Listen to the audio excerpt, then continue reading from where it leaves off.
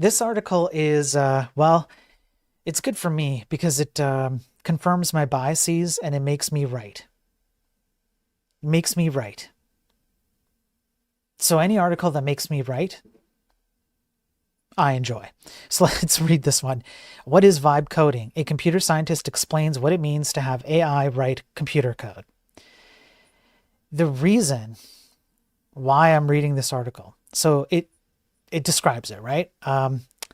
You essentially ask an AI system to generate a thing for you, a piece of software, some code.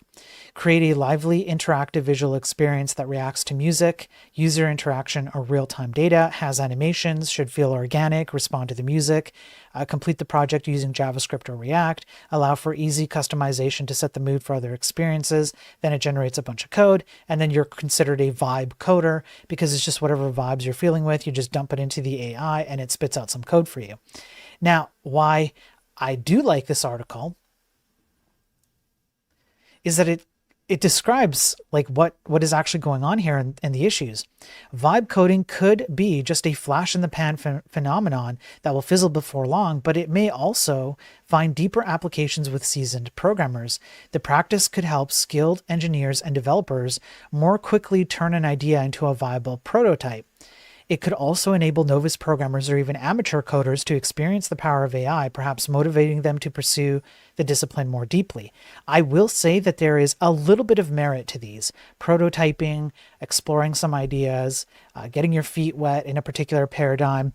I can agree that if you are aware of the limitations of the code generated by an LLM, you can get started in it and just kind of poke around. And then if you find interest in it or a prototype turns out to like be leading in the right direction, then stop using it. At that point, just stop using it.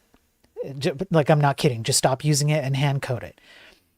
The thing that the other things that this article covers is some of the issues that come with using AI to generate code. Using AI tools to do this without any real grasp of specific rules, edge cases, or security requirements are some of the issues. It's a far cry from the processes behind developing production-grade software, which has to balance trade-offs between speed, scalability, sustainability, security, etc.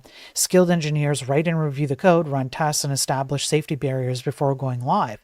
But you have an unstructured process, which sure, it saves you time and it lowers the skill required to jump in, but it means that you're missing critical steps,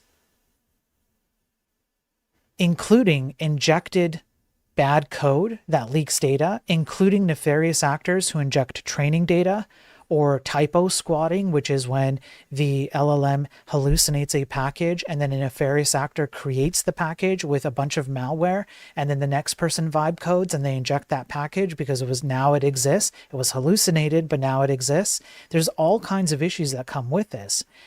The worst part is that if you don't understand your code, it actually says it right here, if you don't understand every or any line of code that you've put out with AI, when there's an issue, you have no idea where it's failing, and you essentially have to start from scratch. You may as well have just rewritten the code yourself to begin with, because at this point, it's no different. And no, AI cannot repair your code. AI is not good at determining security issues within your code. There's a certain level of complexity that is very, very small where AI quickly goes off the rails. I've covered scientific studies on this. I've covered at least like 5 or 6 in a variety of different ways. This is very well known. So I'm kind of glad that this article is out there because maybe there's some more attention being brought to